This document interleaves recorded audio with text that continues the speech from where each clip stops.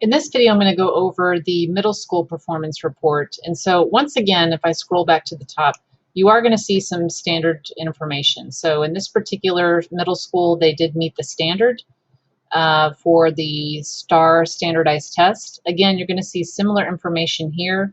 Again, the asterisk means that there's not enough of students in that particular population to report out.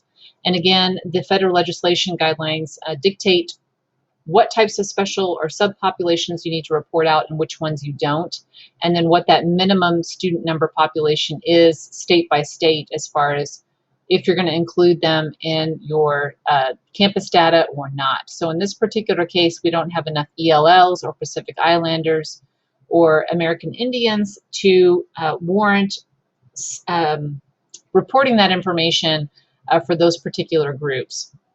So once again, you're going to look at percentages, and so it's divided by grade level and also by test. Once again, they do take math, but math was not reported out necessarily for each one of these grade levels, partly probably because of the mix-up that happened with the test and also the phased-in approach. And so they are phasing in the test scores, and that means that every year they're going to set a different level of what's considered passing, so teachers and the instructional material can catch up. So you're going to look at, again, the state, the district, and the campus information, and so you're going to focus primarily on this campus information.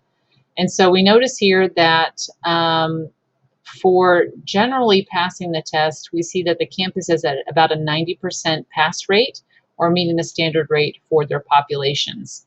Again, they're going to report out on the post-secondary readiness standard, which is an indicator of a lot of different things. Again, go to the TEA website. They'll specifically define what those indicators are, as well as the advanced standard. The other thing that you might make note of is how many failures you had. So the percent of people who did not pass the STAR test in 2014 and then 2015.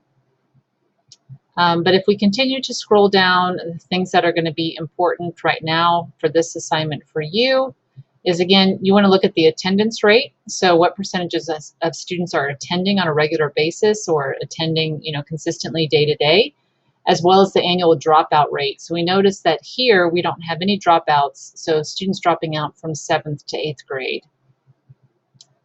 So once again, it's going to give you a breakdown of the student demographic by how many students are in each grade level and also the ethnic distribution.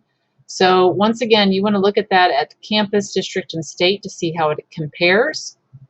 So overall, 52% Hispanic statewide compared to 8% at this particular campus and 27% at the district level.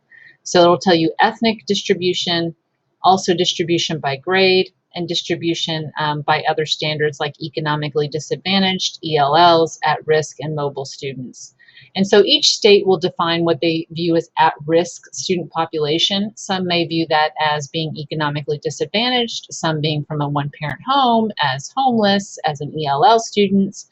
So sometimes what we see in those percentages is that students are actually across multiple categories. Mobility means that they're moving campus to campus or district to district within that year.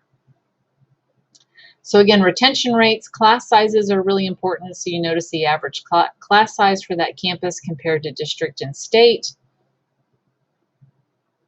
And then the staff demographic. So how many teachers, professional support, and administration there is, including the ethnic makeup and the gender makeup of the teaching staff at that particular campus and district.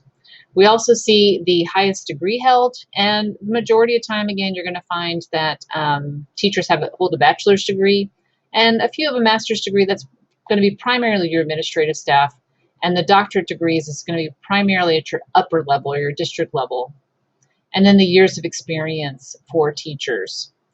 You're also going to receive the salary information for that campus and the district and the statewide. And then breakdown by program. And so this will change from elementary, middle to high school. You'll notice that as you continue to move up in the grade levels, you'll see maybe more involvement in career and technology programs. And again, how those compare district to statewide.